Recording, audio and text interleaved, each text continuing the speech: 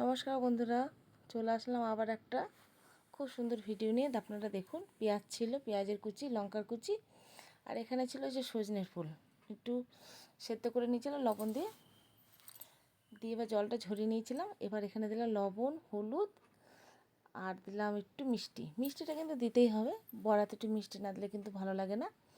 আর এখানে দিলাম চালের গুঁড়োটা বেশি দিয়েছি, সামান্য একটু বেসন আর চালের গুঁড়ো। ভালো করে এবার চটকে মেখে নেবো।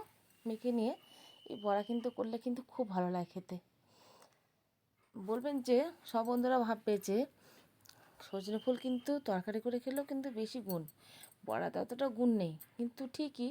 কিন্তু আজকে আমরা সজনে ফুলের ঘন্টও করেছিলাম, আবার অনেকটা ফুল ছিল তো ওর জন্য কিছুটা বড়াও করে ফেললাম। দেখুন এরকম করে সুন্দর করে বড়াগুলো আমি ভেজে নিলাম। ছোটোবেলায় কিন্তু ফুল কিন্তু খেতাম না, ফুলের তরকারি করলে বড়া করে দিলে মা তখন খেয়ে নিতাম।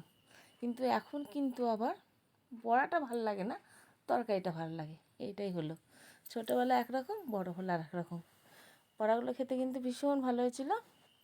আর যেহেতু চালের গুঁড়ো দিয়েছিলাম, বেশ মুচমুচে হয়েছিল। যদি এই চালের গুঁড়োটা আমি চাল বেটে নিয়ে শিলনোড়ায় করতাম, তাহলে আরও বেশি খেতে ভালো হতো, খুব ভালো লাগতো।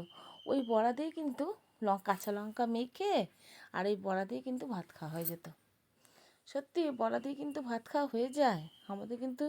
আমার তো ভীষণই ভালো লাগে গরম গরম। কার কার ভালো লাগে অবশ্য করে বলবেন, আর কার কার বাড়িতে এরকম করে এই বড়াগুলো হয় সেটাও কিন্তু বলবেন। আর বন্ধুরা, আপনাদের একটা কথা বলি, আপনাদের কাছ থেকে এত এত ভালোবাসা পাচ্ছি, মানে সত্যি আমার ভীষণ ভীষণ ভীষণ ভালো লাগছে। সবাই খুব খুব ভালো থাকবেন, সব সময়তে ভালো থাকবেন সবাই, এই প্রার্থনাই করি। তা রাখি এখনকার মতন, টাটা বন্ধুরা।